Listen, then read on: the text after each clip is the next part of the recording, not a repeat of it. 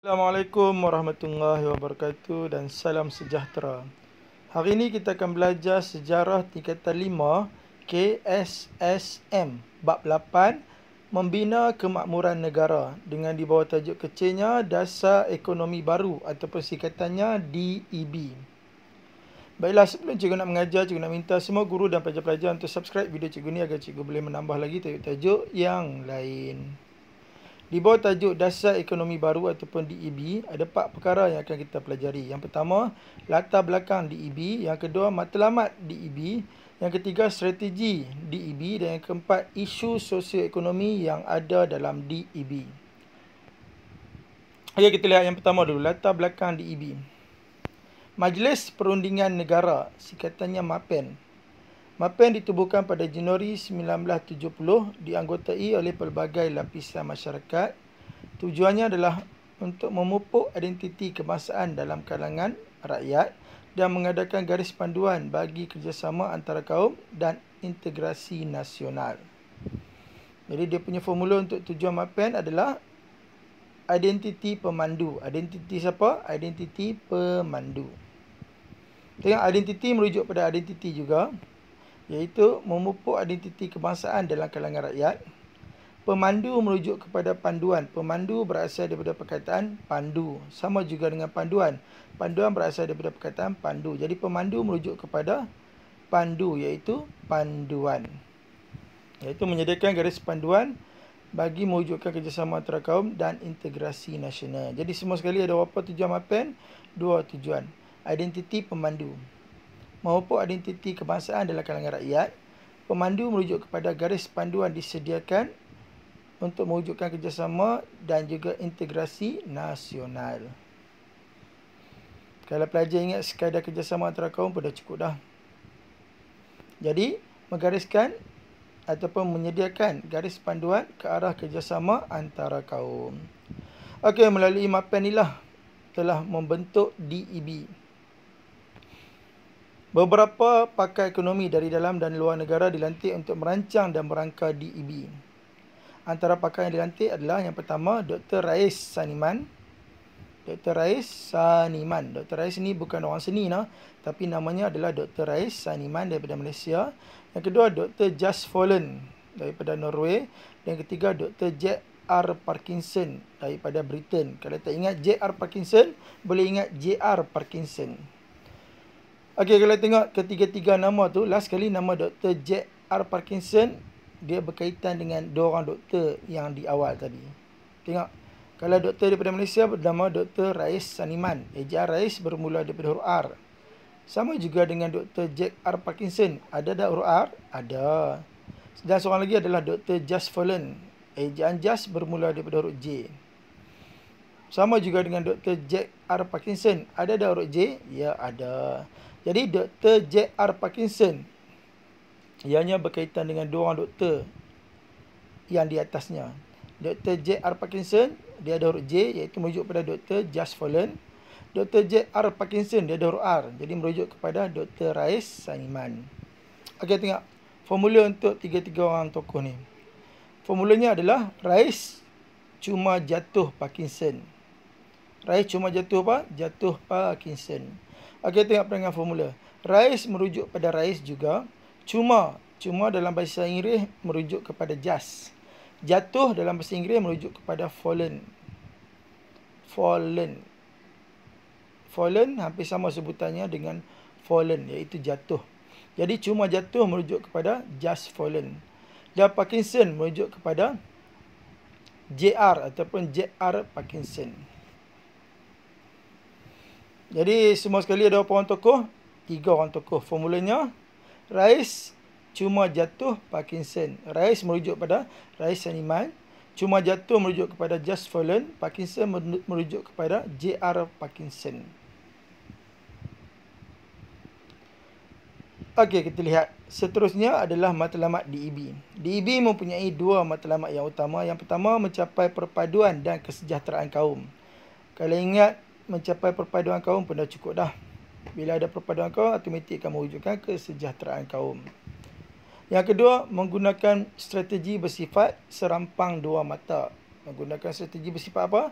serampang dua mata. Jadi semua sekali ada apa matlamat DEB? Dua matlamat. Yang pertama, mencapai perpaduan dan kesejahteraan kaum. Dan yang kedua, dalam matlamat itu dia menggunakan strategi apa? Strategi bersifat serampang dua mata. Okey, kita tengok strategi serampang dua mata dalam DEB. Ada dua je strateginya. Yang pertama, menyusun semula masyarakat. Dan yang kedua, membasmi kemiskinan. Tengok, dia punya formula adalah susu basi. Tengok perangan formula. Susu merujuk kepada menyusun. Menyusun berasal daripada perkataan susun. Susun. Susun, kalau bawah huruf N, dia tinggal susu. Jadi susu merujuk kepada menyusun. Iaitu menyusun apa ni? Menyusun semula masyarakat. Basi merujuk kepada membasmi. Membasmi. Ejaan basmi. Membasmi berasal daripada perkataan basmi. Ejaan basmi, kalau bawah huruf S, tinggal apa? Ejaan basmi, kalau bawah huruf M, tinggal apa? Tinggal basi. Jadi basi merujuk kepada basmi, iaitu membasmi kemiskinan. Jadi apa formula untuk strategi DEB? Susu basi. Susu merujuk kepada menyusun semula masyarakat. Basi merujuk kepada membasmi kemiskinan. Dua-dua ni dipanggil sebagai strategi serampang dua mata. Okey, kita lihat satu persatu. Yang pertama, susu dulu, iaitu menyusun semula masyarakat. Masyarakat disusun semula ataupun menyusun semula masyarakat untuk mengurangkan ataupun menghapuskan pengenalan kaum mengikut fungsi ekonomi. Kenapa perlu disusun semula masyarakat? Untuk menghapus fungsi kaum mengikut ekonomi. Kalau kaum Cina, lombor biji timah ataupun berniaga, India, getah, Melayu, sawah padi. Jadi kita nak ubah ke semua tu supaya orang Melayu boleh menjalankan aktiviti menanam getah, orang Melayu boleh berniaga, sama juga orang India. Orang India boleh menjalankan aktiviti melombor biji timah, orang India boleh berniaga. Sebab tu kita kena memperkenalkan menyusun semula masyarakat dalam strategi serampang dua mata. Kenapa perlu menyusun semula masyarakat? Untuk membasmi fungsi kaum mengikut ekonomi. Okey, yang kedua adalah membasmi kemiskinan.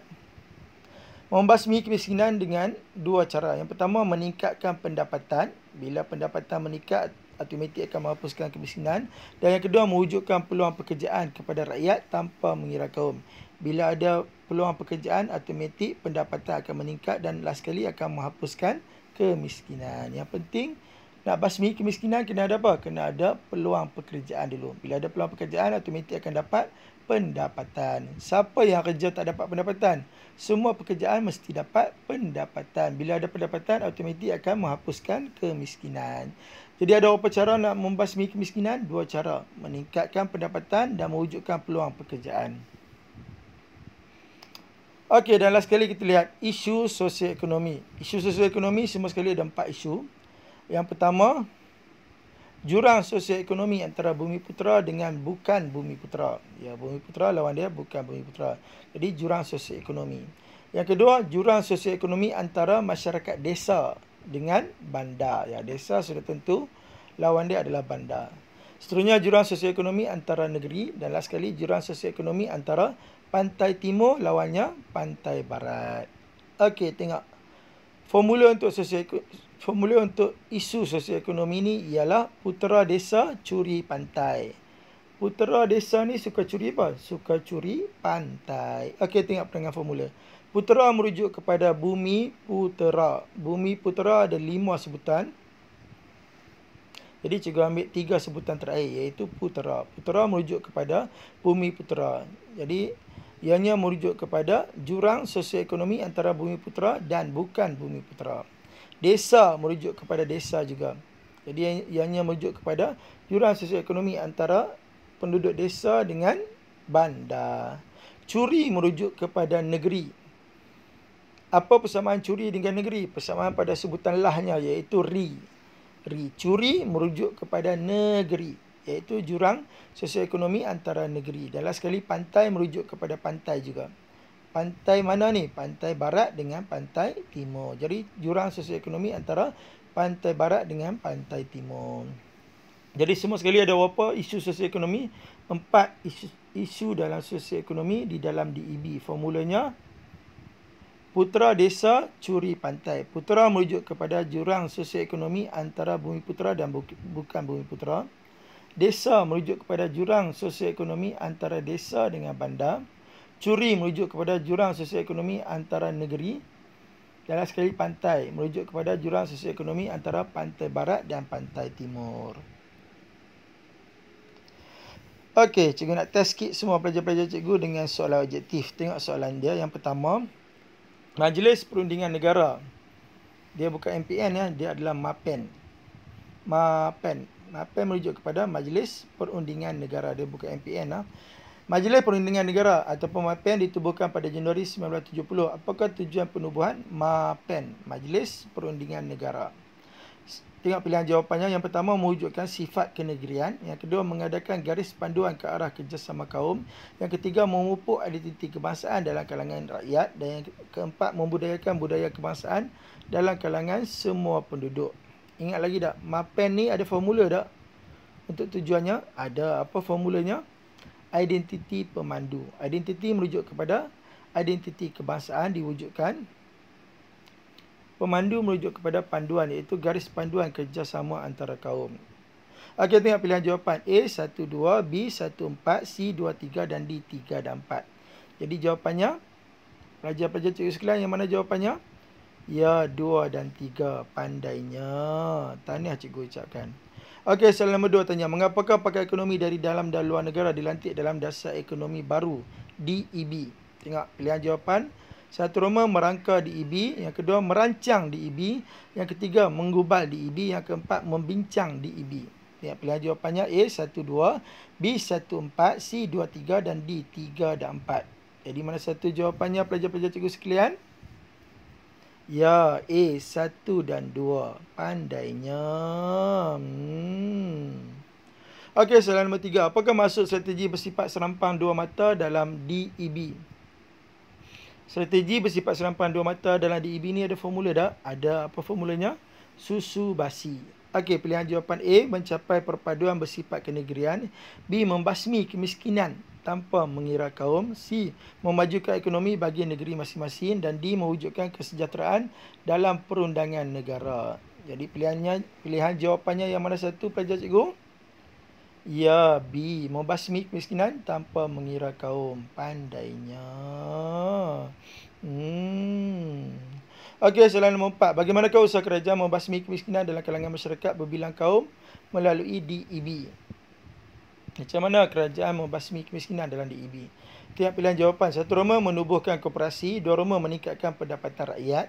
3, Roma membuka lebih banyak peluang pekerjaan. 4, Roma mewujudkan syarikat kerjasama di kalangan masyarakat pelbagai kaum.